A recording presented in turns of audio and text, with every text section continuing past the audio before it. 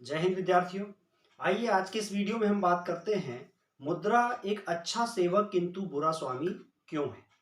मुद्रा को वर्तमान आर्थिक परिदृश्य में अच्छा सेवक किंतु बुरा स्वामी कहा जाता है। तो ऐसा क्या है? मुद्रा ने तो हमारे जीवन को सरल बनाया है, विनिमय को सरल बनाया है, आर्थिक व्यवहारों को सरल बनाया है। फिर ऐसा क्यों कहा जाता है कि मुद्रा एक अच्छा सेवक किंतु बुरा स्वामी है? तो आइए आज विश्लेषण करते हैं इस कथन का। अर्थशास्त्र के विद्यार्थियों के लिए बहुत महत्वपूर्ण होने जा रहा है। तो देखें कि मुद्रा अच्छा सेवक कैसे है। अच्छा सेवक कैसे है मतलब हमें मुद्रा के गुणों पर ध्यान देना होगा या मुद्रा के लाभों पर ध्यान केंद्रित करना होगा। तो मुद्रा के लाभ क्या है? जैसा कि पहले क्रमांक पर हमने लिखा है, आधुनिक बाजार व्यवस्था का आधार। वर्तमान में जो बाजार व्यवस्था है अर्थात उत्पादन, उपभोग, वितरण तथा राजस्व की जो समस्त क्रियाएं हैं वह मुद्रा के कारण ही विधिवत संचालित होती हैं। तो बाजार व्यवस्था का आधार है मुद्रा। दूसरा जो है पूंजी एवं साख का निर्माण। लोग अपनी आय के एक हिस्से को बचत करके और उसे बैंक में जमा करते हैं। बैंक में जमा करने से यह धन पूंजी बन जाता है तथा ऋण लेने वाले उद्यमियों, व्यवसायियों को वह उपलब्ध कराया जाता है, जिससे कि आर्थिक गतिविधियां और बढ़ती हैं। तो पूंजी और साख का निर्माण होता है मुद्रा से। तीसरा जो है मुद्रा का मूल्य प्रगति का सूचक। अगर किसी देश की मुद्रा का मूल्य स्थिर है तो हम कहेंगे कि उसकी जो अर्थव्यवस्था है वह भी स्थिर है या मजबूत है।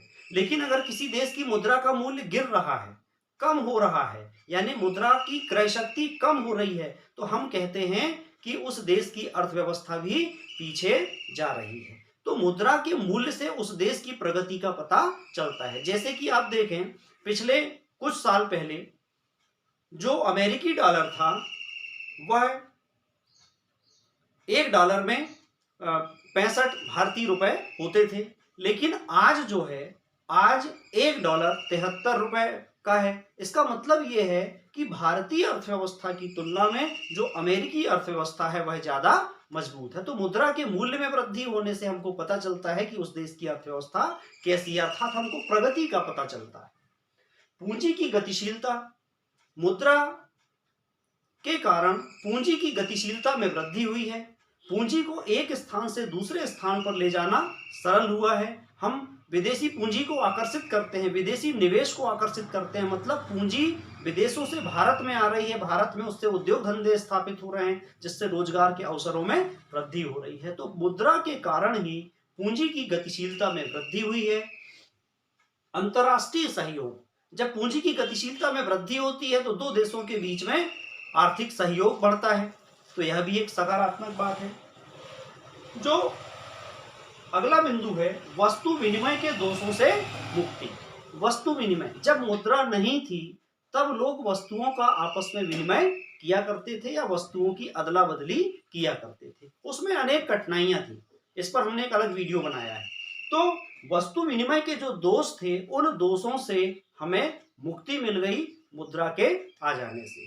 तो इस तरह से मुद्रा ने हमारे जीवन को बहुत सरल बनाया है। समस्त अर्थव्यवस्था में मुद्रा के महत्व से इंकार नहीं किया जा सकता। मुद्रा के बिना हम किसी अर्थव्यवस्था की कल्पना नहीं कर सकते। लेकिन मुद्रा के दोष भी हैं और इन दोषों के कारण ही मुद्रा को कहा जाता है कि यह बुरा स्वामी है। तो मुद्रा बुरा स्वामी कैसे है, आइए देखते हैं। इनके दोषों को हमने दो वर्गों में रखा है, आर्थिक और सामाजिक। तो जो आर्थिक दोष हैं, आर्थिक दोष क्या है? व्यापार चक्रों का जन्म। अर्थव्यवस्था में आने वाली तेजी और मंदी। तेजी की स्थिति में क्या होता है कि वस्तुओं की कीमतें बढ़ती हैं, महंगाई बढ़ती है, लोगों का जीवन निर्वाह करना कठिन हो जाता है। लेकिन वहीं मंदी की स्थिति में कीमतें कम होती हैं, उत्पादकों की आय कम होती है, जिससे वो वर्करों की या मजदूरों की छटनी करने लगते हैं, यानी रोजगार के अवसरों में कमी आती है। तो तेजी और मंदी की जो दोनों ही स्थितियां हैं वह मुद्रा के कारण ही उत्पन्न होती है। दूसरा जो है अति पूंजीकरण एवं अति उत्पादन। चूंकि अर्थव्यवस्था में जब धन की पूर्ति बढ़ती है, मुद्रा की पूर्ति बढ़ती है, तो बैंक लोगों को, उद्यमियों को सस्ते ऋण प्रदान करते हैं। इन सस्ते ऋणों के कारण अर्थव्यवस्था में पूंजीकरण बढ़ता है, नए नए उद्योग स्थापित होते हैं और ये उद्योग क्या करते हैं, अत्यधिक मात्रा में वस्तुओं का उत्पादन करते हैं।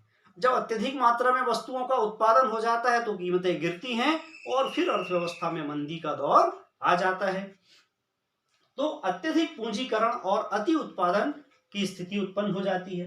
पूंजीवाद को बढ़ावा, मुद्रा ने पूंजीवाद को बढ़ावा दिया है, क्योंकि इससे जो धनिक लोग हैं, जो उद्यमी हैं, उनके धन में, उनकी संपत्ति में और ज्यादा वृद्धि हुई है। यानी समाज में जो संपत्ति और आय की असमानता है उसमें वृद्धि हुई है। चौथा है मुद्रास्फीति और मुद्रा संकुचन। मुद्रा जब नहीं थी तब मुद्रास्फीति और मुद्रा संकुचन का सवाल ही नहीं था, लेकिन चूंकि मुद्रा व्यवस्था जब से आई है तो मुद्रा संकुचन और मुद्रास्फीति की स्थिति उत्पन्न होती है। मुद्रास्फीति अर्थात अर्थव्यवस्था में जब धन की यानी मुद्रा की पूर्ति बहुत ज्यादा बढ़ जाती है, यानी देश का जब केंद्रीय बैंक अत्यधिक मात्रा में मुद्रा निर्गमित करता है, पत्र मुद्रा निर्गमित करता है, तो इसके कारण अर्थव्यवस्था में मुद्रा की पूर्ति बढ़ जाती है, जिससे कि मुद्रास्फीति की स्थिति उत्पन्न होती है। और जब मुद्रास्फीति की स्थिति उत्पन्न होती है तो चीजें महंगी हो जाती हैं और मुद्रा के मूल्य में गिरावट आती है, मुद्रा का मूल्य कम हो जाता है। इसकी विपरीत स्थिति मुद्रा संकुचन यानी अर्थव्यवस्था में धन की कमी यानी मुद्रा की कमी, वह भी किसी अर्थव्यवस्था के लिए अच्छी नहीं होती। धन की कमी के कारण चीजों की कीमतें गिरती हैं, कीमतें जब गिरती हैं तो उत्पादकों को नुकसान होता है और वह उत्पादन बंद कर देते हैं और फिर बेरोजगारी की स्थिति उत्पन्न हो जाती है, रोजगार कम होने लगते हैं। तो ये थे आर्थिक दोष। अब कुछ सामाजिक दोष देखें। मुद्रा व्यवस्था के कारण, मुद्रा प्रणाली के कारण समाज में भौतिकवाद को बढ़ावा मिला है। आज हर व्यक्ति अधिक सुख सुविधा चाहता है। छोटा घर है तो बड़ा घर चाहिए, 2 व्हीलर है तो 4 व्हीलर चाहिए, 4 व्हीलर है तो और बड़ी गाड़ी चाहिए, महंगी गाड़ी चाहिए। घर में सुख सुविधा की चीजों को वह बढ़ाते जा रहा है और इसमें क्या हो रहा है कि हम मानवीय तथा सामाजिक एवं नैतिक गुणों को भूलते जा रहे हैं, नैतिक दायित्वों से दूर होते जा रहे हैं। सामाजिकता का निर्वाह कम हो गया है, लोग अपने आप में ही केंद्रित हो गए हैं। तो इस प्रकार मुद्रा के कारण भौतिकवाद को बढ़ावा मिलता है। साथ ही अपराध एवं शोषण में वृद्धि, अपराध में वृद्धि। चूंकि मुद्रा ऐसी वस्तु है जिनमें इतने सारे गुण हैं, उसमें गतिशीलता है, पूंजी निर्माण की क्षमता है, हर आवश्यकता की पूर्ति मुद्रा से हम कर सकते हैं, तो क्या होता है, कुछ लोग ऐसे भी होते हैं जो मुद्रा के लिए कुछ भी करने के लिए तत्पर हो जाते हैं। चोरी, डकैती, लूटपाट, यानी मुद्रा के कारण ये सारी घटनाएं यानी अपराधों में वृद्धि होती है। इसके अलावा शोषण में वृद्धि। जो धनिक या पूंजीपति वर्ग है वह अपने कर्मचारियों का, मजदूरों का शोषण करके और ज्यादा धन अर्जित करना चाहता है और ज्यादा संपत्ति बनाना चाहता है। इस कारण समाज में शोषण में वृद्धि होती है। तो साथियों, यहाँ पर आप देखें कि मुद्रा में जहां इतने सारे गुण हैं वहां अनेक दोष भी हैं और इन दोषों के कारण ही मुद्रा को कहा जाता है कि मुद्रा एक बुरी स्वामी है। इसका मतलब यह है कि जब तक मुद्रा हमारा सेवक है, जब तक हम उसे अपने फायदे के लिए उपयोग करते हैं, तब तक तो वह ठीक है, हमारे लिए फायदेमंद है, हमारा सेवक है, हमारा कहना मानता है। लेकिन जब हम मुद्रा के अधीन हो जाते हैं, जब हम भौतिकवाद के अधीन हो जाते हैं, उस समय मुद्रा जो है वह हमारा स्वामी बन जाता है और हम पर शासन चलाता है। आज आप देखें कि समाज में जो धनिक वर्ग है उनका बोलबाला है।